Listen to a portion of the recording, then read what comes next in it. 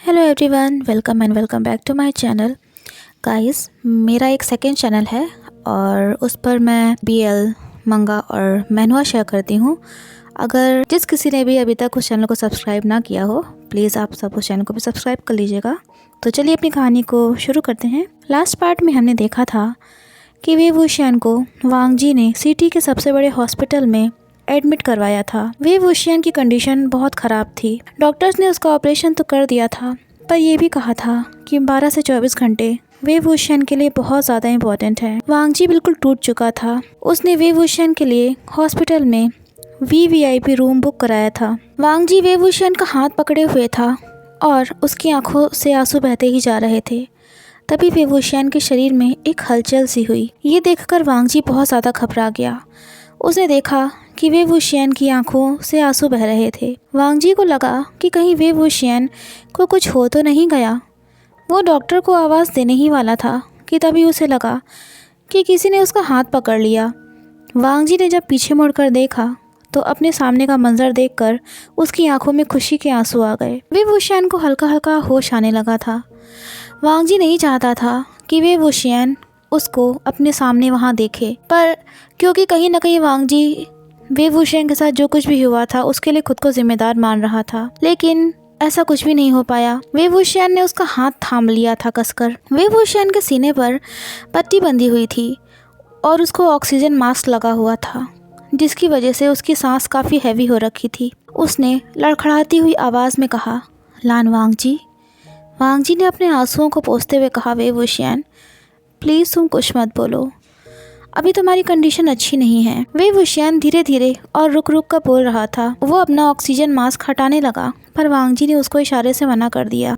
वांग जी ने अपने हाथ से वे वुशियन के आंसू पोंछे। वे वुशियन वांग जी की ओर ही देख रहा था।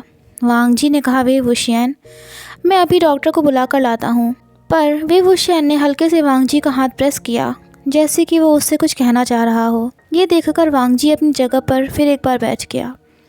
वे वुशियन ने गहरी सांस ली और वांग जी से कहा, म्यान म्यान। वांग जी ने कहा, वे वुशियन म्यान म्यान बिल्कुल ठीक है। उसने कहा, वे वुशियन प्लीज़ तुम कुछ और मत कहो, तुम्हें अभी रेस्ट की ज़रूरत है। वे वुशियन बहुत दर्द में था, फिर भी उसके चेहरे पर एक हल्की सी मुस्कान थी। उसने लड़खड़ाती हुई आवाज़ में कहा, वांग जी तुम्हें बुरा तो नहीं लगता अगर मैं तुम्हारा नाम लेता हूँ? वांग जी कुछ नहीं बोला। उसकी आंखें नम थीं, पर उसने धीरे से ना में अपना सर हिला दिया। वांग जी ने कहा, वे वुशियन तुम्हारी गर्लफ्रेंड म्यान म्यान बिल्कुल ठीक है और सुरक्षित है। ये सुनकर वे वुशियन की स्माइल लगा जैसे गायब हो गई हो। उसने धीरे से कहा, म्यान म्यान मेरी गर्लफ्रेंड। पर इससे पहले वे वुशियन कुछ और कहता, उस रूम में म्यान म्यान आ गई और वो वे वुशियन को अपने गले से कसकर लगाने ही वाली थी। तभी वांग जी ने बीच में ही उसे रोक दिया। वांग जी ने कहा कि वे वुशियन को अभी अभी होश आया है और अभी उसकी कंडीशन ऐसी नहीं है कि उसको कोई टाइटली पकड़ सके। म्यान म्यान को ये अच्छा नहीं लग रहा था कि एक अजनबी क्यों उसे रोक रहा है। वो कुछ कहने ही वाली थी कि तभी रूम में शीफेंग आ गया। उसने वांग जी से कहा, सॉरी बॉस, मैंने इन मैम से बहुत कहा कि ये अभी रूम में ना जाएं, पर इन्होंने मेरी एक भी नहीं सुनी। वांग जी शीफेंग के पास गया और धीरे से बोला, शीफेंग ये यहाँ कैसे आई है? शीफेंग पहले तो थोड़ा घबरा गया था, क्योंकि उसे लगा कि लान वांग जी उस पर गुस्सा है, पर उसने खुद को संभाला और कहा, एक्चुअली सर, वे वुशियन का फ़ोन मेरे पास ही था। बैटरी डिस्चार्ज होने की वजह से फ़ोन ऑफ हो गया था, पर आज जैसे ही मैंने फ़ोन चार्जिंग पर लगाया और कुछ देर बाद जब इसे ऑन किया तो देखा कि म्यान म्यान नाम से 15 से 20 कॉल पड़ी हुई थी। मैं समझ गया था कि ये वही हैं जो उस दिन वे वुशियन के साथ थी। शीफेंग ने कहा, बॉस मैं इनकी कॉल उठाना तो नहीं चाहता था, पर ये फ़ोन लगातार करती ही जा रही थी और जब मैंने फ़ोन उठाया तो ये रोने लगी, तो मजबूरी में मुझे इन्हें वे वुशियन के बारे में बताना पड़ा। वांग जी चुपचाप शीफेंग की बातें सुन रहा था, पर उसने उससे कुछ कहा नहीं। जब वो पीछे मुड़ा तो उसने देखा कि म्यान म्यान वे वुशियन का हाथ पकड़कर रो रही थी, पर वे वुशियन की नज़रें अभी भी वांग जी पर ही टिकी हुई थी। म्यान म्यान ने कहा, वे वुशियन अगर तुम्हें कुछ हो जाता तो? वे वुशियन ने उसकी ओर देखा और धीरे से कहा, म्यान म्यान अब मैं बिल्कुल ठीक हूँ, मुझे कुछ भी नहीं हुआ है, चोट है, ठीक हो जाएगी कुछ दिन में। वांग जी को अच्छा नहीं लग रहा था कि मियान मियान वे वुशियान का हाथ पकड़े हुई थी। वे वुशियान ने कहा, मियान मियान तुमने मेरी रेस्टोरेंट ओनर को तो नहीं बताया ना कि मैं हॉस्पिटल में हूँ। मियान मियान रोते हुए बोली कि मेरी हालत देखकर उन्हें पता चल गया था कि ज़रूर तुम्हारे साथ कुछ गलत हुआ है। उसने कहा, वे वुशियान वेनचिंग तुम्हारी शीजे को कॉल करने वाली थी, पर मैंने उनसे रिक्वेस्ट की कि वो उन्हें ना बताएं क्योंकि तुम्हारी शीजे ऑलरेडी काफ़ी परेशान रहती हैं। वे वुशियान ने कहा, मियान मियान अगर शीजे को ये सब पता चल गया ना तो वो बहुत ज़्यादा परेशान हो जाएंगी और पता नहीं क्या करेंगी, वो शायद यहाँ वो आ भी जाए मुझसे मिलने के लिए। ये सब कहते वक्त वे वुशियान का चेहरा काफ़ी उदास हो गया था। वांग जी उसे इस हाल में नहीं देख पा रहा था। वो चाहता था कि वो वे वुशियान को अपने गले से लगाए और बोले कि वे वुशियान तुम खुद को कभी अकेला मत समझना। तभी मियान मियान बोली, वे वुशियान तुम जानना चाहते थे ना उस दिन कि मैं तुमको उस रेस्टोरेंट में क्या कहने वाली थी और क्यों ले गई थी। ये सुनते ही वांग जी के दिल की धड़कनें तेज़ हो गई। उसको एक डर सा लगने लगा था कि आखिरकार मियान मियान क्या कहना चाह रही थी वे वुशियान से। शीफेंग तो अपने बॉस का चेहरा ही देख रहा था। ऐसा लग रहा था जैसे कि वो मियान मियान जानबूझकर ये सब कर रही हो। मियान मियान ने कहा, वे वुशियान मुझे पता है कि ना ही तो ये जगह सही है ना ही ये माहौल सही है ये बात कहने के लिए, पर शायद अब मैं खुद को और ज़्यादा नहीं रोक पाऊंगी अपने दिल की बात कहने से। वे वुशियान को समझ में नहीं आ रहा था कि मियान मियान इस तरह से क्यों बिहेव कर रही है। मियान मियान ने कहा, वे वुशियान मैं तुमसे बहुत प्यार करती हूँ। उसने कहा, वे वुशियान मैं जानती हूँ कि मैंने पास्ट में तुम्हारे साथ बहुत ज़्यादा गलत किया था, पर बाद में मुझे अपनी गलती का एहसास हुआ। उसने कहा कि मैंने तुम्हें बहुत ढूंढा था पर तुम कहीं नहीं मिले। पर ऐसा लगा जैसे ये बात सुनकर वे वुशियान के चेहरे पर जो एक हल्की सी मुस्कुराहट आई थी वो गायब हो गई हो। वो खुश नहीं था ये सुनकर। इधर वांग जी ने जब ये सब देखा तो उसकी आंखों में आंसू आ गए। वो अपने कदमों को पीछे करके वहाँ से जाने ही वाला था कि तभी वे वुशियान की बॉडी एकदम से कांपने लगी। वांग जी ये देखकर बहुत ज़्यादा घबरा गया। उसने कहा, शीफेंग जल्दी से डॉक्टर को बुलाओ। ये कहकर वांग जी ने वे वुशियान को पकड़ा और बोला, वे वुशियान प्लीज़ प्लीज़ तुम्हें कुछ नहीं होगा। मियान मियान भी काफ़ी घबरा गई थी, पर ना जाने उसे क्या हुआ। वो कहने लगी, लान वांग जी ये सब तुम्हारी वजह से हुआ है। अगर उस दिन तुम हमारे पीछे उस रेस्टोरेंट में ना आए होते तो ये सब कभी नहीं होता। पर ऐसा लग रहा था जैसे कि उसे कुछ सुनाई ही ना दे रहा हो। शीफेंग तब तक डॉक्टर को अपने साथ वहाँ ले आया था, पर जब उसने देखा कि मियान मियान उसके बॉस को उल्टा सीधा कह रही है उससे रहा नहीं गया। उसको बहुत ज़्यादा गुस्सा आ रहा था मियान मियान पर। उसने मियान मियान का हाथ पकड़ा और उसे अपने साथ खींचते हुए रूम से बाहर लेकर निकल गया। मियान मियान ने शीफेंग का हाथ झटका और बोली, ये तुम क्या कर रहे हो। शीफेंग ने कहा, मैडम मियान मियान तुम्हारे दिमाग भी है या नहीं, ये सब तुम क्या कह रही हो। मियान मियान ने कहा, तो मैंने इसमें क्या गलत कहा था। शीफेंग ने कहा, मियान मियान अगर तुम्हें पता होता ना कि मेरे बॉस कौन है तो शायद तुम्हारी इतनी हिम्मत ना पड़ती। ये सुनकर मियान मियान कुछ आगे बोलती उससे पहले ही लान वांग जी ने रूम के अंदर से शीफेंग को आवाज़ लगाई। शीफेंग ने कहा, मियान मियान तुम अभी रूम में आना भी मत। मियान मियान का मुंह गुस्से में रेड पड़ गया था। इधर डॉक्टर ने जब वे वुशियान को देखा तो उसने वांग जी से कहा कि पेशेंट की कंडीशन अभी अच्छी नहीं है, इसलिए इन्हें प्रॉपर रेस्ट की ज़रूरत है, इन्हें कोई डिस्टर्ब ना करे। वांग जी काफ़ी घबरा गया था। उसने कहा, डॉक्टर कोई खतरे की बात तो नहीं है ना। डॉक्टर ने वांग जी को समझाते हुए कहा कि अभी पेशेंट थोड़ी देर पहले होश में आया था, जिसकी वजह से उसे अचानक से सीजर्स अटैक आने लगे थे। कुछ देर बाद डॉक्टर रूम से चला गया। अब रूम में सिर्फ वांग जी और वे वुशियान ही थे। वांग जी ने वे वुशियान की ओर देखा जो बेहोश हो गया था। उसने कहा, वे वुशियान मियान मियान ठीक ही तो कह रही थी ना, ये सब मेरी ही वजह से हुआ, मेरे ही कारण तुम्हारे साथ ये सब हुआ। वांग जी ने कहा, वे वुशियान आज के बाद मैं अब कभी तुम्हारे सामने नहीं आऊँगा। ये कहते कहते वो रूम से बाहर निकल गया। शीफेंग ने जब वांग जी को जाते हुए देखा तो उसने कहा, बॉस आप इतनी जल्दी में कहाँ जा रहे हो। वांग जी ने कोई रिप्लाई नहीं दिया, बस इतना कहा, शीफेंग वे वुशियान जितने भी दिन इस हॉस्पिटल में हैं तब तक तुम उसका पूरा ध्यान रखना और मियान मियान को इनके घर तक पहुंचा देना, क्योंकि डॉक्टर ने किसी को भी रूम में एंटर करने से मना किया है। शीफेंग को समझ में आ गया था कि लान वांग जी किसी बात से बहुत ज़्यादा परेशान है, पर उसकी अपने बॉस से कुछ पूछने की हिम्मत नहीं हुई। 4 दिन बाद वे वुशियान को होश आया और उसके मुंह से जो पहला शब्द निकला वो था लान वांगजी। शी फेंग जब रूम में गया तो उसने देखा कि वे वुशियान ने अपना ऑक्सीजन मास्क हटा रखा था और उसकी आंखें खुली हुई थी। वो रूम की खिड़की की ओर देख रहा था। शी फेंग धीरे से उसके पास गया और बोला, वे वुशियान, आप ठीक तो हो ना? वे वुशियान ने हाँ में अपना सर हिलाया और फिर धीरे से बोला, वांगजी कहाँ हैं? शी फेंग ने कहा कि बॉस किसी इम्पोर्टेंट काम में बिजी चल रहे हैं। वे वुशियान ने मियान मियान के बारे में एक बार भी नहीं पूछा। उसने कहा, शी फेंग, क्या मेरा फ़ोन तुम्हारे पास है? शी फेंग ने कहा, ओ हो, एक मिनट रुकिए, मैं अभी आपको देता हूँ। ये कहकर उसने वे वुशियान का फ़ोन अपनी पॉकेट से निकाल कर उसे वापस दे दिया। वे वुशियान ने कहा, शी फेंग, क्या तुम मेरी एक हेल्प करोगे? शी फेंग ने कहा, हाँ बोलिए आप। वे वुशियान ने कहा, शी फेंग, क्या मुझे तुम्हारे बॉस का नंबर मिल सकता है?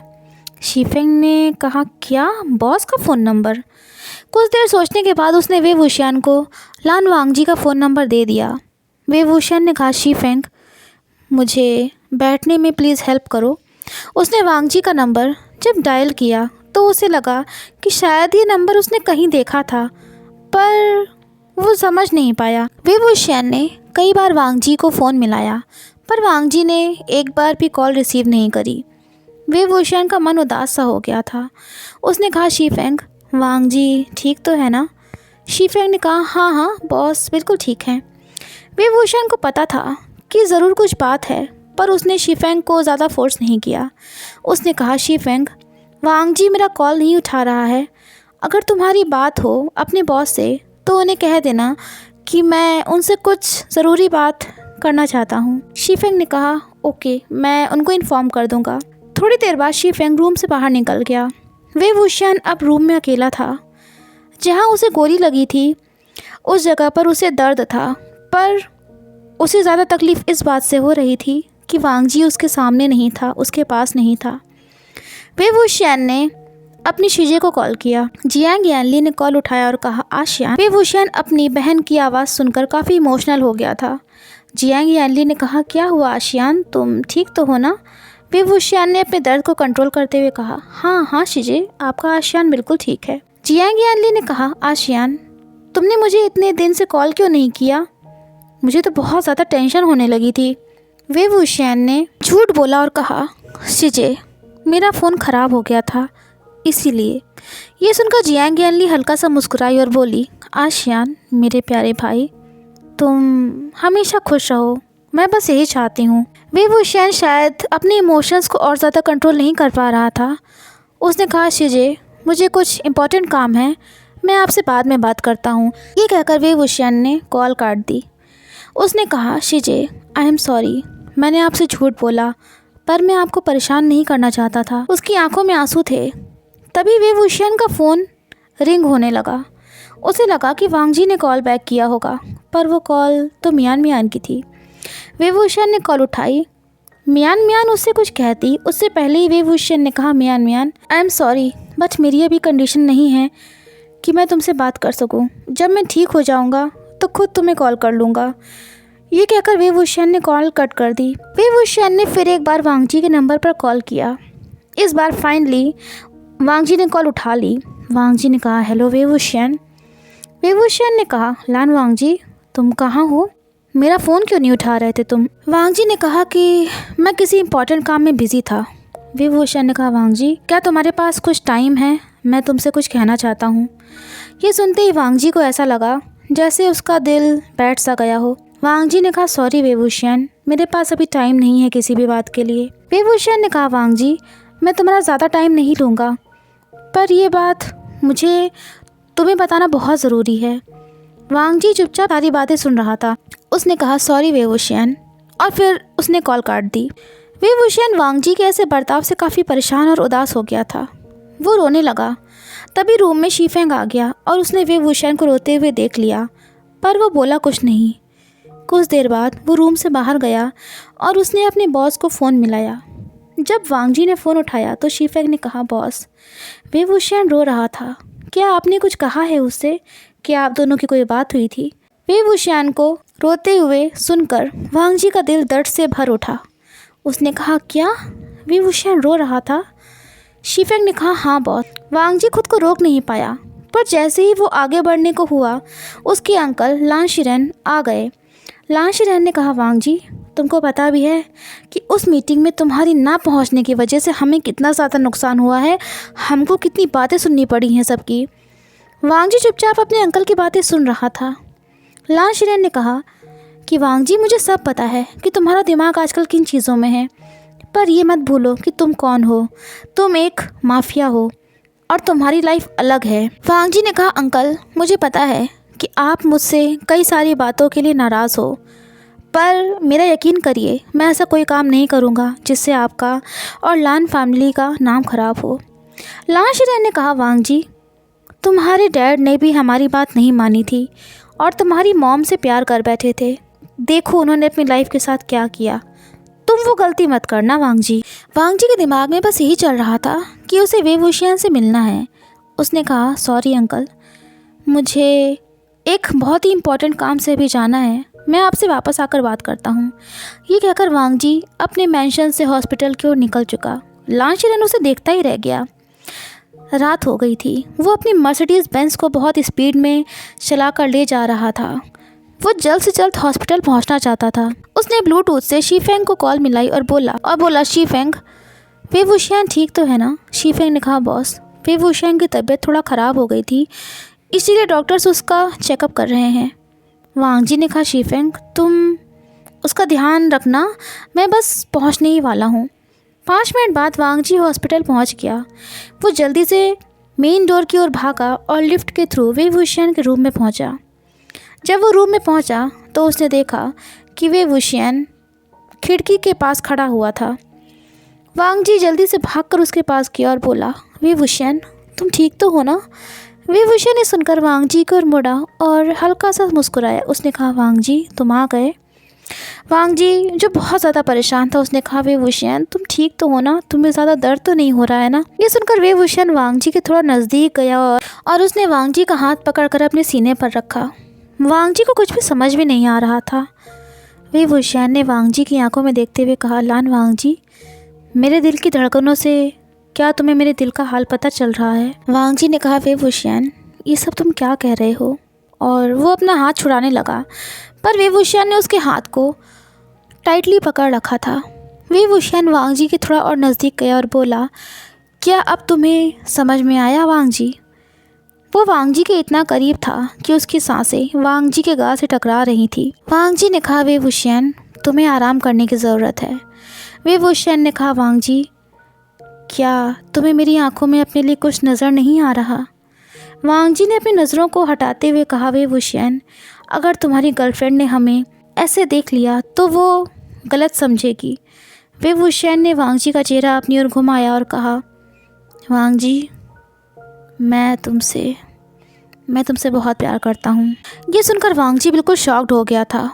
वेवूशियन वांग जी का हाथ पकड़कर बेड पर बैठ गया और बोला वांग जी, मुझे अपनी फीलिंग्स रियलाइज़ करने में थोड़ा टाइम लग गया।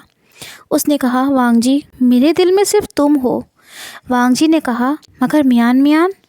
वेवूशियन ने कहा वांग जी, मियान मियान से मैं एक टाइम पर वन साइडेड लव करता था, पर अब नहीं। तभी वांग जी ने वेवूशियन का हाथ छुड़ाते हुए कहा सॉरी वेवूशियन, पर हमारे बीच में ये पॉसिबल नहीं है। ये सुनकर ऐसा लगा जैसे वेवूशियन का दिल टूट गया हो। उसने वांग जी से कहा कि अगर तुम मेरी किसी बात से नाराज़ हो वांग जी, तो प्लीज़ मुझे उसके लिए माफ़ कर दो। आई एम सॉरी, पर मैंने भी तुम्हारी आंखों में अपने लिए प्यार देखा है। वांग जी की आंखों में आंसू आ रहे थे, पर उसने उनको कंट्रोल करते हुए कहा वेवूशियन, शायद तुमने मेरी सिंपैथी को कुछ और ही समझ लिया था। ये सुनकर वेवूशियन ने कहा क्या सिंपैथी? वांग जी, तुम अभी तक जो मेरे लिए रोए, परेशान हुए, वो सब सिर्फ एक सिंपैथी थी। वांग जी का दिल रो रहा था वेवूशियन की ऐसी कंडीशन देखकर। उसने कहा वेवूशियन, आई एम सॉरी। लेकिन तभी वेवूशियन ने वांग जी को कसकर अपने गले से लगा लिया और बोला वांग जी, मुझे पता है कि तुम भी मुझसे बहुत प्यार करते हो, पर न जाने किस वजह से ये सब कह रहे हो। वांग जी ने कहा वेवूशियन, तुम्हें गलतफहमी हो गई है और तुम्हारे घाव अभी तक भरे नहीं हैं। वेवूशियन रो रहा था। उसने कहा वांग जी, इस चोट से ज़्यादा मुझे तुम्हारा अपनी ज़िंदगी में ना होना तकलीफ़ दे रहा है। उसने कहा, वांग जी प्लीज़ मेरे प्यार को एक्सेप्ट कर लो, मुझे एक्सेप्ट कर लो। वांग जी वेव वुशियान को खुद से दूर करके वहाँ से जाने लगा। वो बेड पर से उठा ही था कि अचानक से वेव वुशियान ने उसका हाथ पकड़ लिया और रोते रोते कहा, प्लीज़ वांग जी, मैं तुमसे बहुत प्यार करता हूँ। वांग जी वेव वुशियान को ऐसे रोते हुए देखकर फिर से एक बार बेड पर बैठ गया और उसने वेव वुशियान के आंसुओं को पोंछते हुए कहा, वेव वुशियान तुम्हें पता भी है कि मैं कौन हूँ और मैं क्या काम करता हूँ। वेव वुशियान ने सुनकर वांग जी की ओर देखने लगा। वांग जी ने कहा, वेव वुशियान मैं एक माफिया हूँ और तुम्हारे साथ जो कुछ भी हुआ वो सब मेरे ही कारण हुआ। ये कहते कहते वांग जी की आंखें भर आईं। वेव वुशियान ने कहा, वांग जी तुम्हारी वजह से कुछ भी नहीं हुआ है। उसने कहा, वांग जी जब तुम अकेले उन सब का सामना कर रहे थे तो एक पल के लिए मुझे लगा कि मैं तुमको खो दूँगा, इसीलिए मैं वहाँ से जा नहीं पाया तुमको अकेले छोड़कर। और आज जब तुम कह रहे हो कि तुम्हें मुझसे प्यार नहीं है तो न जाने क्यों मुझे इतनी तकलीफ़ हो रही है कि मैं उसको बयान नहीं कर सकता। वांग जी ने कहा, वेव वुशियान प्लीज़ मत रो, मैं तुम्हारे प्यार को कैसे एक्सेप्ट कर लूँ ये जानते हुए कि हर पल तुम्हारी जान को खतरा बना रहेगा। कैसे मैं तुम्हें इस मुसीबत में डाल दूँ। वेव वुशियान ने वांग जी के लिप्स पर अपनी एक फिंगर रख दी और बोला, वांग जी प्लीज़ मुझे सिर्फ तुम्हारा साथ चाहिए और प्यार चाहिए। उसने कहा, वांग जी तुम्हारे बिना मेरी ज़िंदगी अधूरी है, लेकिन तुम्हारे साथ मेरी ज़िंदगी में खुशियाँ हैं। वांग जी ने कहा, वेव वुशियान क्या तुम मेरे साथ रहकर इतनी सारी मुश्किलों का सामना कर पाओगे? पल पल खतरा रहेगा क्योंकि तुम मेरे साथ होगे। वेव वुशियान वांग जी के नज़दीक गया और बोला, वांग जी आई लव यू। वांग जी अब खुद को और अपनी फीलिंग्स को रोक नहीं पाया और उसने वेव वुशियान के लिप्स पर एक सॉफ्ट किस कर ली। उसने कहा, Wei Wuxian I love you too. Wei Wuxian ने कहा, वांग जी प्लीज़ मेरा साथ कभी मत छोड़ना। और इससे पहले कि वो कुछ और कहता, वांग जी ने उसके लिप्स को किस करना स्टार्ट कर दिया। उनका वो किस बहुत ज़्यादा हॉट और डीप होता जा रहा था। पर तभी वांग जी ने अपने को वेव वुशियान से थोड़ा दूर कर लिया। वेइंग ने कहा, क्या हुआ वांग जी? वांग जी ने कहा, सॉरी वेव वुशियान, मैं तो भूल ही गया था कि हम हॉस्पिटल में हैं और तुम्हें चोट लगी हुई है। ये सुनकर वेव वुशियान हल्का सा मुस्कुराया और उसने वांग जी के माथे पर किस कर लिया और बोला कि आज के लिए इतना ही बहुत है। उसने वांग जी को अपने गले से लगा लिया। ये प्यार ही तो था जिसने वांग जी को अपनी ही बात ना मानने के लिए मजबूर कर दिया था। उसने बहुत कोशिश की थी कि वो वेव वुशियान से दूर रहे, पर वो अपने दिल से हार गया। सो गाइस, यहीं पर हमारा ये पार्ट एंड होता है। कैसा लगा आप सबको मुझे बताना ज़रूर, और अगर आपको ये वीडियो अच्छी लगी हो तो वीडियो को लाइक और शेयर कर देना। तो फिर मिलते हैं आपसे नेक्स्ट पार्ट में। Till then take care and bye bye.